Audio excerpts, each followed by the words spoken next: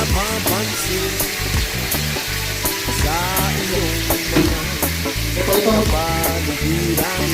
So guys, ayan, meron tayong gulay. Luluto tayo ng pansik para sa iftar. Ilog na Itong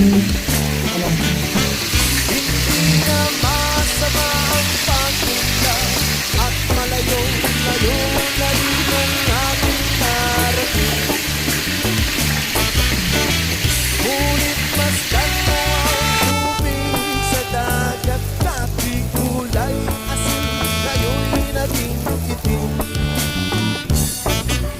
Ang mga tubig ating kinalat sa hangin, sa langit, huwag lang natin paabutin. Kung tayo'y pumanaw man sa riwang hangin, sa langit natin matitikman. Mayroon lang akong hinihiling sa aking pagpanaw, sana ay tagulan.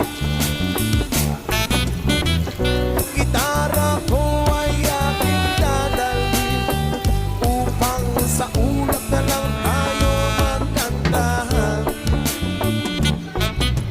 Ang mga bata ngayon lang isinilang, may hangin pa kaya matitigman. May mga puno pa kaya silang aakyatin, may mga ilog pa kayang lalanguyan. Bakit di natin pag-isipan ang nangyayari sa ating kapaligiran? Hindi na masama ang pagpunta kung hindi nakakasira ng kalikasan. Darating ang panahon, mga ibong dala ay wala lang madadapuan. Umasdan mo ang mga punong dati ay kay tatag, ngayon ay namamatay dahil sa ating kalokohan. Lahat ng bagay na narito sa lupa, biyayang galing sa Diyos kahit nung ikaw ay wala pa. Ingatan natin at huwag nang sirain pa, kapag kanyang pinawi tayo'y mawawala na. Meron lang akong hinihiling sa aking pagpanaw, sana'y tago lang.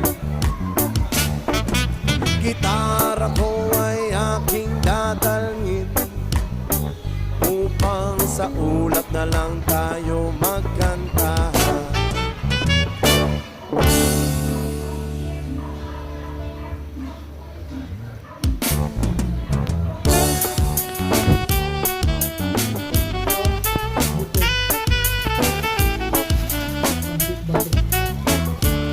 Yes, ba?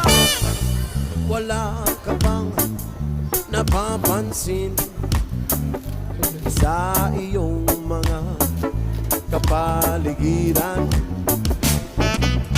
Kay dumi na ang hangin, pati na ang mga ilog natin.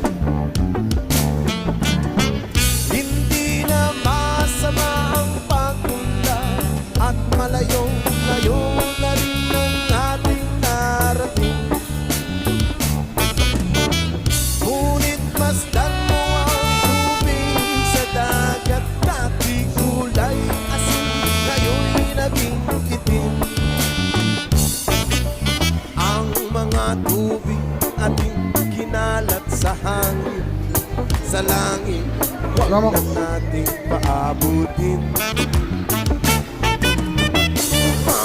Kung tayo'y pumanaw man sa riwang hangin, sa langit